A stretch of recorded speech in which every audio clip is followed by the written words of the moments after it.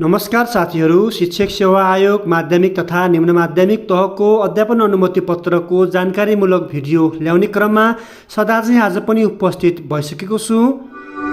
Video अन्तिमसम्म हेरेर साथ दिनुहोला र तपाईँ च्यानलमा नयाँ हुनुहुन्छ र च्यानललाई अहिलेसम्म सब्स्क्राइब गर्नुभएको छैन भने च्यानललाई सब्स्क्राइब गरिदिनुहोला र भिडियो मन पर्यो भने एउटा लाइक गरिदिनुहोला। भोलि 28 गते निम्न माध्यमिक तहको अध्यापन अनुमति पत्रको परीक्षा बिहान 8 बजे र हुन गइरहेको छ। शिक्षकको लाइसेन्सको परीक्षालाई चाहिँ केही महत्त्वपूर्ण सुझावहरू सर्वप्रथम प्रस्तुत गर्न गइरहेको छु। सबैभन्दा पहिला प्रवेश पत्र र आफ्नो नागरिकता तथा आफ्नो चाहिँ कालो 2-3 वटा डकुमेन्टहरू लिएर जानुहोला र 28 गते बिहान 8 बजेबाट परीक्षा सञ्चालन हुने भएकोले परीक्षा केन्द्रमा चाहिँ कम्तीमा पनि तपाईहरू चाहिँ आधा घण्टा वा 45 मिनट अगाडि नै पुगिसक्नुहोला। परीक्षा केन्द्र प्रवेश गरिसके पछाडि पढाइको बारेमा तपाईहरू कुनै पनि किसिमको छलफल नगर्नुहोला र ढुक्क भएर धैर्य भएर बस्नुहोला र आफ्नो ओएमआर सिट प्राप्त गरिसके पछाडि सबैभन्दा पहिला रोल नम्बर, नाम, थर, तह, मुख्य विषय लगायतका विभिन्न विषय राम्रोसँग चाहिँ नबिग्रिने गरेर नआत्तिएर राम्रोसँग त्यो फिलअप गर्नुहोला। लेख्ने विषयमा शङ्का केही कुराहरूमा शङ्का लाग्यो भने चाहिँ परीक्षा गार्डहरूलाई चाहिँ तपाईहरू सोध्न सक्नुहुन्छ र प्रश्नपत्र चाहिँ पाउन बित्तिकै तपाईले लेख्न सुरु गर्नुभन्दा पहिला तपाईले प्रश्नपत्रमा रहेको की ABCD मध्ये तपाईको कुन की छ त्यो की चाहिँ भर्न नछुटाउनु होला। योभन्दा अगाडिका परीक्षाहरूमा धेरै साथीहरूले परीक्षाको आफ्नो प्रश्नपत्रको की बिर्सेर धेरैको परीक्षा रद्द भएको छ होला र सोधेको कुनै पनि प्रश्नहरू चाहिँ गाह्रो भएमा नआत्तिकन मनलाई शान्त रूपमा पारेर राम्रोसँग सम्झेर चाहिँ लेख्नु होला र नेगेटिभ मार्क्स यो पटक छैन, त्यसैले कन्फ्युज भएका प्रश्नहरू चाहिँ तपाईले अन्दाजको भरमा तपाईले भर्न सक्नुहुन्छ र अन्तमा चाहिँ कुनै पनि प्रश्नहरू नछोड्नु होला किनकि नेगेटिभ मार्क्स छैन। त्यसैले प्रश्न छोडेर आउनुभन्दा तपाईलाई अन्दाजले तपाईले यो हो कि भन्ने लागेको प्रश्नमा तपाईले सबै प्रश्नमा चाहिँ तपाईले भरेर आउनु होला किनकि यो पालि चाहिँ नेगेटिभ मार्क्स छैन।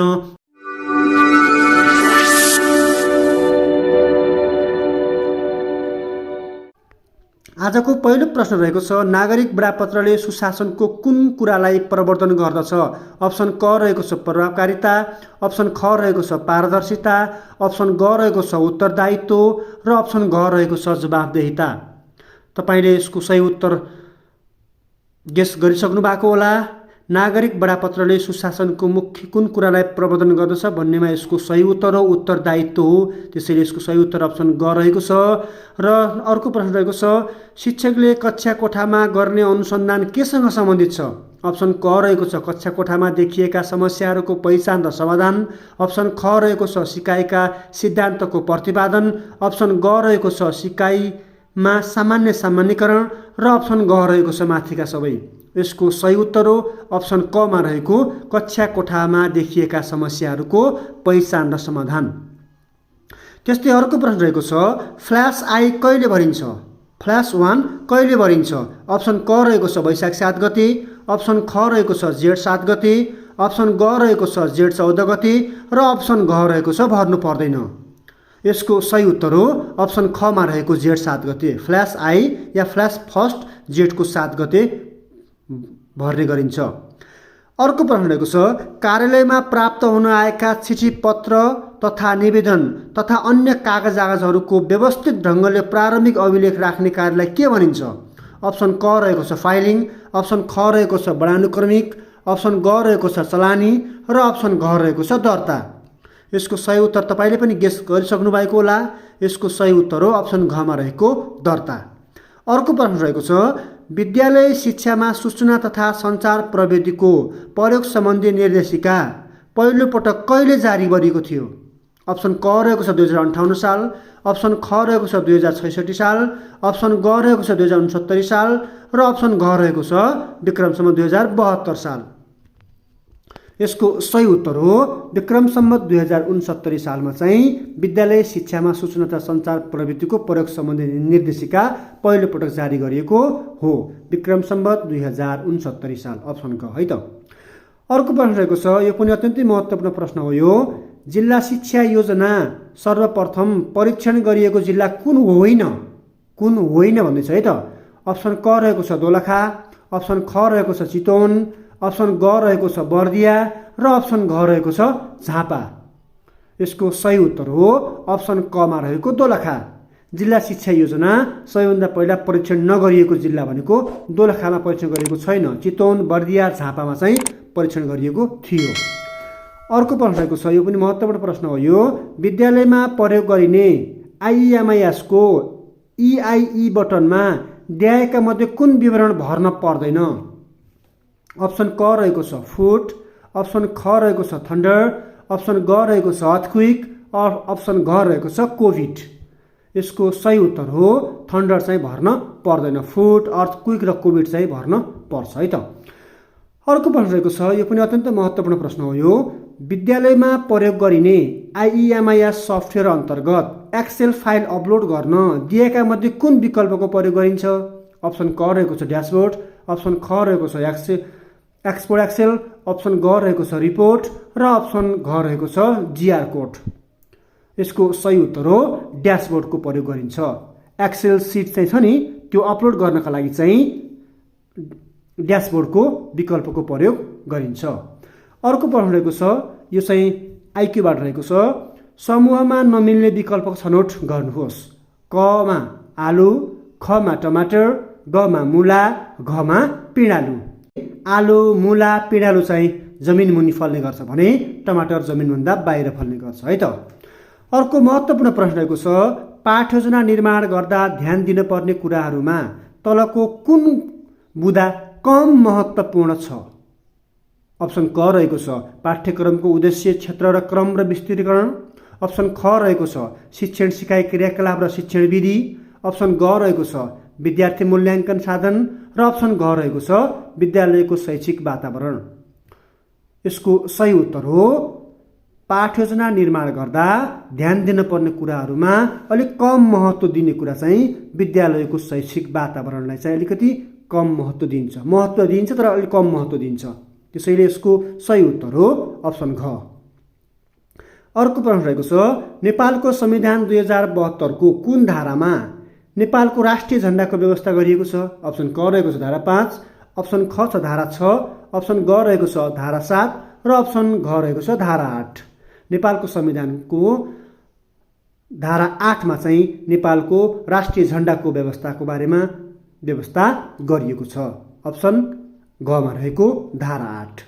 अर्को प्रश्न रहेको छ, विद्यार्थीहरूको सिप मूल्याङ्कन गर्न देखाएका मध्ये कुन विधि उपयुक्त हुन्छ? अप्सन क रहेको छ निरीक्षण, अप्सन ख रहेको छ अवलोकन, अप्सन ग रहेको छ लिखित परीक्षा र अप्सन घ रहेको छ अन्तर्वार्ता। विद्यार्थीको सिपको मूल्याङ्कन गर्नका लागि चाहिँ अवलोकन विधिको चाहिँ उपयुक्त हुन्छ। अवलोकन विधि उपयुक्त हुन्छ, त्यसैले यसको सही उत्तर हो अप्सन ख मा रहेको अवलोकन। अर्को प्रश्न रहेको छ, यो पनि अत्यन्त महत्त्वपूर्ण प्रश्न हो। यो कुनै पनि कागजपत्र तथा अभिलेखलाई सङ्ख्यात्मक अनुक्रमिका कार्डको प्रयोग गरी मिलाएर व्यवस्थित रूपमा फाइलिङ गर्ने तरिकालाई के भनिन्छ? अप्सन क रहेको छ सङ्ख्यात्मक फाइलिङ, अप्सन ख रहेको छ समयक्रम फाइलिङ, अप्सन ग रहेको छ विषयगत फाइलिङ र अप्सन घ रहेको छ वर्णानुक्रम फाइलिङ। यसको सही उत्तर हो कुनै पनि कागजपत्र तथा अभिलेखहरूलाई सङ्ख्यात्मक अनुक्रमिका कार्डको प्रयोग गरेर चाहिँ गरिने फाइलिङलाई चाहिँ सङ्ख्यात्मक फाइलिङ चाहिँ भनिन्छ। अप्सन क मा रहेको सङ्ख्यात्मक फाइलिङ यसको सही उत्तर हो। अर्को प्रश्न रहेको छ, यो अत्यन्तै महत्त्वपूर्ण र सम्भावित प्रश्न हो। यो शिक्षकको सक्षमता प्रारूप 2072 अनुसार सबै सिकारुले रचनात्मक सिकाइ अवसर पाउने गरी आवश्यकता अनुसार समूहहरू पहिचान गर्ने विषय कुन सक्षमतासँग सम्बन्धित छ? अप्सन क रहेको छ सिकाइ वातावरण तथा कक्षा व्यवस्थापन, अप्सन ख रहेको छ बालबालिका सम्बन्धी ज्ञान, अप्सन ग रहेको छ निरन्तर सिकाइ र पेसागत विकास र अप्सन घ रहेको छ शिक्षण सिकाइका तौर तरिका सम्बन्धी ज्ञान।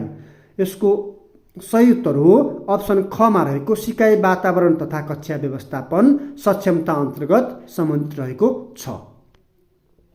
अर्को प्रश्न रहेको छ, दिएको विकल्पहरूबाट छुटेको क्रम पत्ता लगाउनुहोस्। 4 पछि 13 हुन्छ, 13 पछि 41 हुन्छ, 41 पछि 126 हुन्छ भने त्यसपछि के हुन्छ? अप्सन क रहेको छ 382, अप्सन ख रहेको छ 337, अप्सन ग रहेको छ 385 र अप्सन घ रहेको छ कुनै पनि होइन। 4 पछि 13, 13 पछि 41, 41 पछि 126 र 126 पछि यसको सही विकल्प हो यसको अप्सन कमा रहेको 382। कसरी भन्नुहुन्छ भने स्टेप 1 मा 4 × 3 + 1 गर्दा 13 हुन्छ, 13 × 3 + 2 गर्दा 41 हुन्छ र 41 + 3 + 3 गर्दा 126 हुन्छ भने त्यही प्रोसेसले 126 × 3 अनि +4 को पालो आउँछ, +4 गर्दाखेरि चाहिँ 382 हुन्छ। त्यसैले यसको सही उत्तर हो अप्सन कमा रहेको 382। अर्को छ अत्यन्तै महत्त्वपूर्ण प्रश्न हो यो पनि, शिक्षाको सञ्चार तथा सहकार्य सक्षमतामा कुन पक्ष समेटिएको हुन्छ? अप्सन क रहेको छ कार्यमूलक अनुसन्धान, अप्सन ख रहेको छ विषयवस्तुको गहनता र आधुनिकता, अप्सन ग रहेको छ खोज सिर्जना र पुस्तकालयको प्रयोग र अप्सन घ रहेको छ पेशागत विकास र विद्यार्थी सिकाइ प्रवर्धन। यसको सही उत्तर हो शिक्षाको सञ्चार तथा सहकार्य सक्षमतामा चाहिँ पेशागत विकास र विद्यार्थीको सिकाइ प्रवर्धन रहेको छ। त्यसैले यसको सही उत्तर हो अप्सन घ। युनिसेफ अर्को प्रश्न रहेको छ, यो पनि महत्त्वपूर्ण हो। यो युनिसेफका अनुसार शैक्षिक गुणस्तरका पक्ष कतिवटा रहेका छन्? युनिसेफका अनुसार शैक्षिक गुणस्तरका पक्ष कतिवटा रहेका छन्? अप्सन क रहेको छ 6 वटा, अप्सन ख रहेको छ 4 वटा, अप्सन ग रहेको छ 5 वटा र अप्सन घ रहेको छ 7 वटा। यसको सही उत्तर हो अप्सन क मा रहेको 6 वटा। युनिसेफका अनुसार 6 वटा शैक्षिक गुणस्तरका पक्षहरू निर्धारण गरिएको छ। अर्को प्रश्न रहेको छ, यो पनि अत्यन्तै महत्त्वपूर्ण र सम्भावित प्रश्न हो। यो शिक्षकले विद्यार्थीको स्वप्रयत्नमा आधारित सिकाइमा जोड दिँदै पानी प्रदूषणको कारण पत्ता लगाउन, पानीको स्रोतमा अध्ययन गर्न पठाउनु र प्रदूषण न्यूनीकरणका उपाय अपनाउन प्रयत्नशील गराउनु सिकाइको कुन विधिसँग सम्बन्धित छ? अप्सन क रहेको छ आगमन विधि, अप्सन ख रहेको छ प्रदर्शन विधि, अप्सन ग रहेको छ प्रयोगात्मक विधि र अप्सन घ रहेको छ परियोजना विधि। यसको सही विकल्प कुन हो कृपया कमेन्ट बक्समा कमेन्ट गर्नुहोला र म तपाईलाई यसको सही उत्तर चाहिँ आउँदो अर्को भिडियोमा तपाईलाई अवश्य बताउने छु। यो अत्यन्तै महत्त्वपूर्ण प्रश्न रहेको छ, त्यसैले यसको सही उत्तर चाहिँ कमेन्ट बक्समा कृपया झर्को नमानिकन कमेन्ट गरिदिनु होला। अर्को प्रश्न रहेको छ, यो सिकाइको कुन सिद्धान्तले बहुप्रतिक्रिया मार्फत सिकाइ प्रभावकारी हुन्छ भन्ने मान्यता राखेको छ? अप्सन क रहेको छ शास्त्रीय सम्बोधन प्रत्यावर्तन सिकाइ सिद्धान्त, अप्सन ख रहेको छ कार्यपूरक सिकाइ सिद्धान्त, अप्सन ग रहेको छ प्रयत्न र भुलको सिकाइ सिद्धान्त र अप्सन घ रहेको छ अन्तर्दृष्टि सिकाइ सिद्धान्त। यसको सही उत्तर हो अप्सन ग मा रहेको प्रयत्न र भुलको सिकाइ सिद्धान्त। सिकाइको यो सिद्धान्तले चाहिँ बहुप्रक्रिया मार्फत सिकाइ प्रभावकारी हुन्छ भन्ने मान्यता राखेको हुन्छ। अर्को प्रश्न रहेको छ, यो पनि आइक्यूबाट रहेको छ, पुस्तकको प्रकाशक हुन्छ भने चलचित्रको के हुन्छ? अप्सन क रहेको छ निर्देशक, अप्सन ख रहेको छ सम्पादक, अप्सन ग रहेको छ निर्माता र अप्सन घ रहेको छ लेखक। यसको सही विकल्प तपाईले पनि गेस गरिसक्नु भएको होला। पुस्तकहरू छापेर पब्लिस गर्ने काम प्रकाशकले गर्छ भने चलचित्र बनाउने काम कसले गर्छ? यसको सही उत्तर हो अप्सन ग मा रहेको निर्माताले हो, निर्देशकले होइन। अर्को प्रश्न रहेको छ, एकजना शिक्षकले नुन पानीमा घुल्छ भनी विद्यार्थीका अगाडि प्रयोग गरेर देखाए भने उक्त शिक्षण प्रक्रिया कुन विधिमा आधारित छ? अप्सन क रहेको छ प्रयोगात्मक विधि, अप्सन ख रहेको छ प्रदर्शन विधि, अप्सन ग रहेको छ आगमन विधि र अप्सन घ रहेको छ प्रदर्शनी विधि। यो पनि अत्यन्तै महत्त्वपूर्ण प्रश्न हो। यो यसको सही उत्तर हो अप्सन ख मा रहेको प्रदर्शन विधि। शिक्षकले नुन पानीमा गुल्छ भनेर चाहिँ विद्यार्थीको अगाडि प्रयोग गरेर देखाए भने यो विधिलाई चाहिँ प्रदर्शन विधि भनिन्छ। अर्को प्रश्न रहेको छ, नेपालमा प्राथमिक शिक्षा निशुल्क गर्ने घोषणा कहिले भएको हो? नेपालमा प्राथमिक शिक्षा निशुल्क गर्ने घोषणा कहिले भएको? अप्सन क रहेको छ विक्रम सम्वत 2031 साल फागुन 12 गते, अप्सन ख रहेको छ 28 साल साउन 3 गते, अप्सन ग रहेको छ 14 साल असार 5 गते र अप्सन घ रहेको छ 31 साल माघ 2 गते। यसको सही उत्तर हो अप्सन क मा रहेको विक्रम सम्वत 2031 साल फागुन 12 गतेबाट चाहिँ नेपालमा प्राथमिक शिक्षा निशुल्क गर्ने घोषणा गरिएको हो। अब अर्को प्रश्न रहेको छ, शिक्षा नियावली 2059 अनुसार स्थायी सेवा अवधि 5 वर्ष नपुगी लिन नपाइने विद्यार्थीका मध्ये कुन हो? यो पहिलो भिडियोमा पनि यो प्रश्न मैले गरेको थिएँ। अप्सन क रहेको छ भैपरि आउने विधा, अप्सन ख रहेको छ सुत्केरी विधा, अप्सन ग रहेको छ बिरामी विधा र अप्सन घ रहेको छ अध्ययन विधा। यो अत्यन्तै महत्त्वपूर्ण प्रश्न हो, त्यसैले रिपिट भएको छ। यसको सही उत्तर हो शिक्षा नियमावली 2059 अनुसार स्थायी सेवा अवधि 5 वर्ष नपुगेर लिन नपाइने विधा भनेको चाहिँ अध्ययन विधा हो। त्यसैले यसको सही उत्तर हो अप्सन घमा रहेको अध्ययन विधा। अर्को प्रश्न रहेको छ राष्ट्रिय पाठ्यक्रम प्रारूप 2076 कस्तो दस्तावेज हो? अप्सन क रहेको छ गतिशील, अप्सन ख रहेको छ सैद्धान्तिक, अप्सन ग रहेको छ व्यापक र अप्सन घ रहेको छ निरपेक्ष। यसको सही उत्तर हो अप्सन क मा रहेको गतिशील।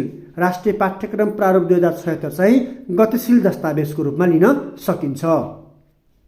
र आजको लागि अन्तिम प्रश्न रहेको छ कुनै परीक्षणमा विद्यार्थीहरूले प्राप्त गरेको प्राप्ताङ्कलाई अन्य कुनै बाह्य मापदण्डसँग तुलना गरी निर्धारण गरिने वैधतालाई कुन वैधता भनिन्छ?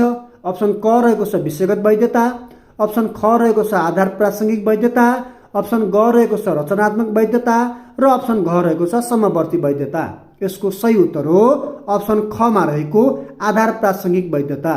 कुनै परीक्षणमा विद्यार्थीले प्राप्त गरेको प्राप्ताङ्कलाई चाहिँ अन्य कुनै पनि बाह्य मापदण्डसँग तुलना गरेर निर्धारण गर्ने वैधतालाई चाहिँ आधार प्रासङ्गिक वैधता भनिन्छ। साथीहरू, तपाईँलाई यो भिडियो कस्तो लाग्यो? भिडियो मन पर्यो भने एउटा लाइक गरिदिनुहोला र तपाईँ च्यानलमा नयाँ हुनुहुन्छ र अहिलेसम्म च्यानललाई सब्सक्राइब गर्नुभएको छैन भने च्यानलको तल रहेको रातो अक्षरले लेखिएको सब्सक्राइब बटनमा क्लिक गरी नजिकै रहेको बेल आइकनमा समेत प्रेस गरेर अल नोटिफिकेसन अन गरिदिनुहोला, जसले गर्दा तपाईँलाई यस्तै जानकारीमूलक भिडियोको नोटिफिकेसन तपाईँलाई प्राप्त भइरहनेछ र तपाईँले आउँदा दिनमा यस्ता भिडियोहरू मिस गर्नुहुने छैन भन्दै आजका लागि चाहिँ तपाईँहरू माझबाट बिदा हुन्छु। तपाईँको परीक्षा राम्रो होस्।